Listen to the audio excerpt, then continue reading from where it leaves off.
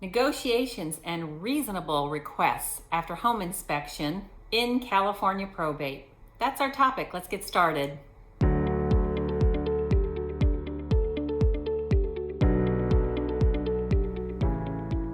Welcome back to my channel. If we haven't yet met, I'm Kim Ward. I am a San Diego real estate broker and expert at helping executors, administrators, and trustees with homes in probate or trust administration. I'd like to share with you about negotiations and reasonable requests after home inspection in California probate. Just when you thought that the negotiation portion of the home selling process was complete, sellers are typically faced with further negotiations. The California Association of Realtor documents that I'm going to talk about, such as the residential purchase agreement, or in the case of a California probate, the probate purchase agreement, they both allow for multiple options when it comes to after the inspection and the buyers submitting a request for repair. The contracts, they provide a timeline for the buyers to complete all of their investigations and inspections of the subject property. Once that is complete, the buyers typically are going to submit a California Association of Realtors request for repair document. You, as the seller, can agree to all or none of the buyer's requests. Or in most cases, you continue the negotiations by submitting to the buyer a response to their request using the seller response and buyer reply to request for repairs. This is called the California Association of Realtors Form RRRR. Whether the original request for repair or the seller response is in play, the request stays open until the chosen form is signed by all parties. Or in some cases, not typically with me, because I am a great negotiator, sometimes if the parties cannot get a meeting of the minds, then the transaction is canceled. Let's be clear though, that the seller never grants permission to the buyers to do their investigation of the home with the purpose of empowering the buyer and implying pressure on the seller to accept the demands of the buyer, such as seeking a price reduction or some type of seller concession. This is even when the inspections uncover something that the seller and the buyer were unaware of. The California Association of Realtor purchase agreement documents default to giving the buyer a full 17 days to do their investigation. I always counter that out and typically make it 7 days because I believe that the buyers can move faster, they and their agents, to get the inspections done. Instead of pulling the property off the market for full 17 days, if something comes up that we are unable to negotiate, we are primarily pulling the home off the market so the buyers can do their inspection for 1 week. As you can imagine, this timing is critical. The inspection period typically covers the buyers being able to look at all of the seller disclosures that you will be completing, to look at any homeowners association documents, the preliminary title report, and also have as many inspections as they desire and they pay for on the property. During this period of time, my 7 days, but the purchase agreement defaults to 17, the buyer has the right to submit to you, the seller, a request for repair. Or in some cases, they will submit an extension of time document asking for further time in order to have additional inspections. When submitting a request for repair, the buyer is pointing out specifically the items that they are requesting either be repaired or some type of a concession is made by the seller to correct those items. The seller does have a period of time to respond. We typically respond within 24 hours to the buyer, keeping the timeline moving forward. And you, as the seller, have 3 responses. You can agree to the buyer's repairs, or in most cases, we will work on negotiating a dollar amount that will go towards the buyer's closing costs and will come out of the estate's proceeds at the close of escrow. You don't have to respond. This is you as the seller rejecting the buyer's request. Or typically we make a counter offer seeking some type of a compromise. So what happens if the buyer wants all items that were identified in the inspection report? Yes, this happens.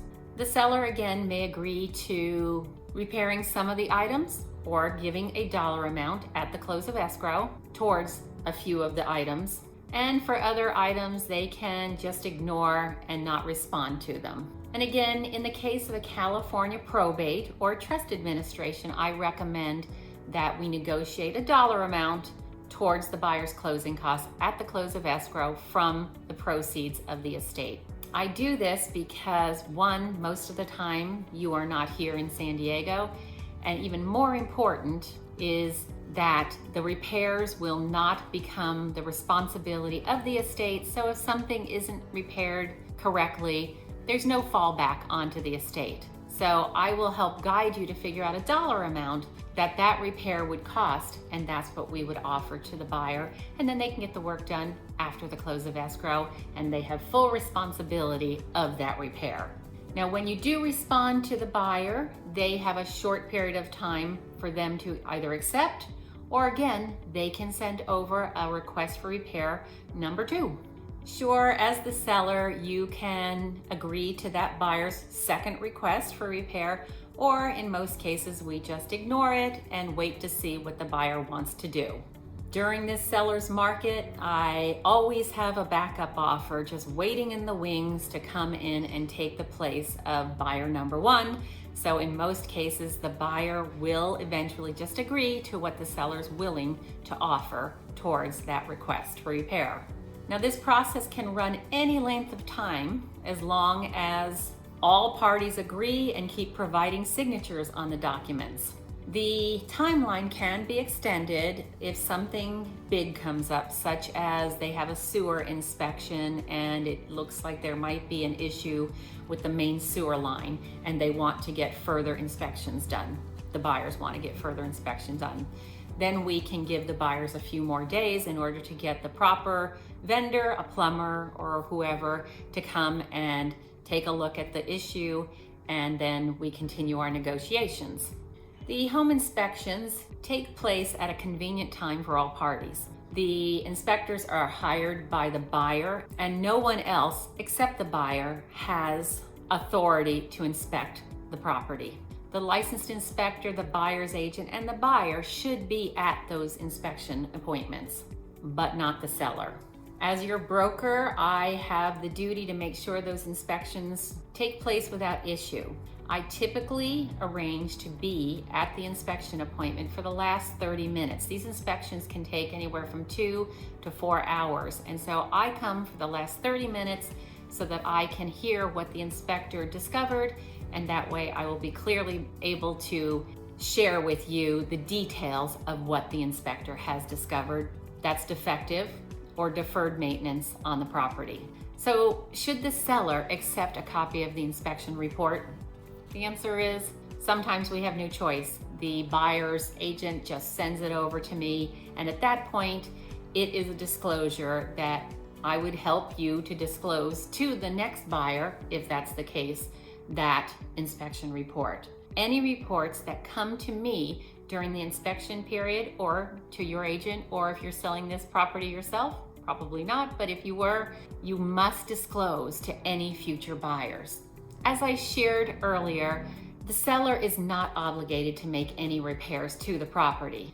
For example, some sellers are incapable of making the repairs due to the fact they don't live in San Diego. Some just don't want to make any repairs, period. Also, then it's up to the buyer whether he or she wants to continue forward with the purchase of the property. They'll have to consider the inspection report, the condition of the property, and make sure that they want to go forward with the purchase of the home if the seller does not want to agree to any concessions based on the inspection report. It's important that you know it's a fact that buyers can get out of the transaction if we can't come to an agreement regarding the inspection and any request for repairs. The buyer has contingencies for the purchase of the property, and one of those is the inspection.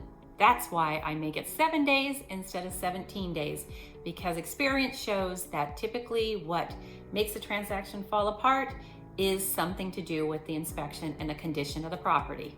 I'm in the process of helping with a townhouse in the Claremont area of San Diego, and buyer number one had their inspection and they said they noticed that there was a stain above the refrigerator, which that stain was there when I first took the listing, and they wanted a large concession. And eventually what happened was the transaction just fell apart. I had already, like earlier I shared, had a backup offer in the wings, and we immediately brought them in. So we canceled on a Tuesday, opened escrow on the new buyer on a Wednesday, and things are going along quite nicely. When there's something that the buyer and their agent can actually visualize during the time that they're viewing the property before they write an offer, I don't believe that they should be able to come back and say, hey, there's a stain in the ceiling. And that was indicative of a water leak, which there is a water leak from the toilet. This townhouse is being sold as is, and the buyers and their agent should have seen that stain the first time that they walked into the property. This type of thing does come up, and it can spark some frustration that it was obvious about that stain, but we just don't let that upset us. We just negotiate to the point where we cannot get to a win-win situation, and at that point we had to cancel the transaction and start over. And like I shared, the buyers typically terminate a contract when we cannot get to a win-win situation, and that's fine. They don't really do it to aggravate the seller. They just want what they want, and when it's not something that the seller can provide, there isn't much of a choice but to just cancel and move on to the next buyer. And 95% of the time, we are able to work through the request for repair and use my strong negotiating skills and get to a win-win situation. Thank you for watching. If you found this of value, please hit that like button, subscribe, because I have weekly videos, and if you hit that bell button, you'll be notified of them and you wouldn't want to miss any of them. See you next week.